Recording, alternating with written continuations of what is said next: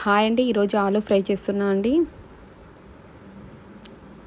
ఉల్లిపాయలు తీసుకోవాలండి. అలాగే 2-3 విజిల్స్ వచ్చే వరకు ఆలుగడ్డలను ఉడికించాలండి. ఈ విధంగా ఎక్కువ మెత్తగా గట్టిగా లేకుండా ఈ విధంగా ఉండాలండి. ఆలుగడ్డలను పొట్టు తీసి పక్కన ఉంచుకోవాలండి. ఒక కడాయి తీసుకొని కడాయిలో ఆయిల్ వేయాలండి. కడాయిలో ఆయిల్ వేడి అయినప్పుడు ఉల్లిపాయలను ఈ విధంగా కట్ చేసుకోవాలండి.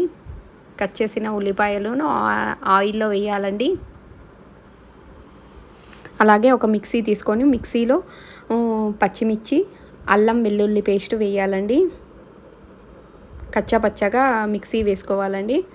ఉల్లిపాయలు కొంచెం కలర్ చేంజ్ అయినప్పుడు ఉప్పు వేసుకోవాలండి. ఆ తర్వాత పసుపు వేయాలండి.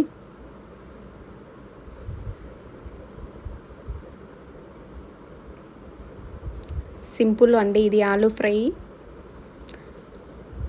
కొంచెం కలర్ చేంజ్ అయినప్పుడు ఇప్పుడు మిక్సీ పట్టిన పచ్చిమిర్చి పేస్టుని దీంట్లో వేసుకోవాలండి.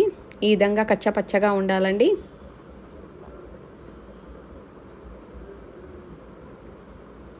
ఇందులో వేసుకొని కలుపుకోవాలండి. ఉడికించిన ఆలును పొట్టు తీసి పక్కన ఉంచిన పొట్టు తీస్తున్నా అండి.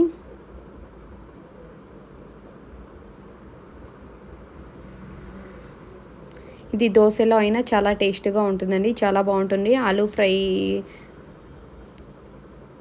పొట్టు తీసి కట్ చేసుకుంటున్నా అండి చిన్న చిన్నగా.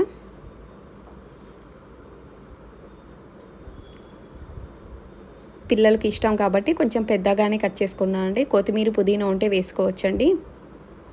ఇప్పుడు ఆలు వేసానండి. ఉడికించిన ఆలును దీంట్లో వేసుకొని కలుపుకున్నానండి ఒకసారి.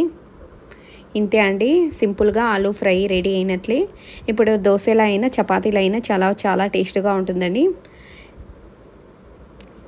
ఇప్పుడు దోశ వేసిన తర్వాత దోశ పైన కొంచెం వేసుకుంటే ఇది మసాలా దోశ అవుతుందండి. సింపుల్గా టేస్టీగా ఉంటుందండి.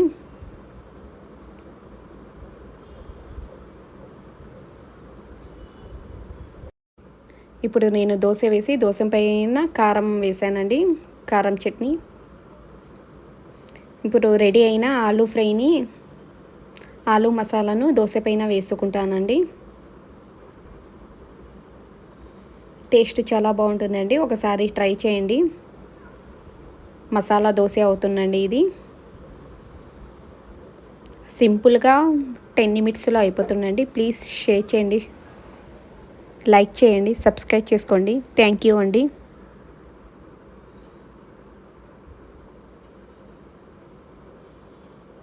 సింపుల్గా ఆలు ఫ్రై రెడీ అండి. దోశ పైన టేస్ట్ సూపర్ అండి.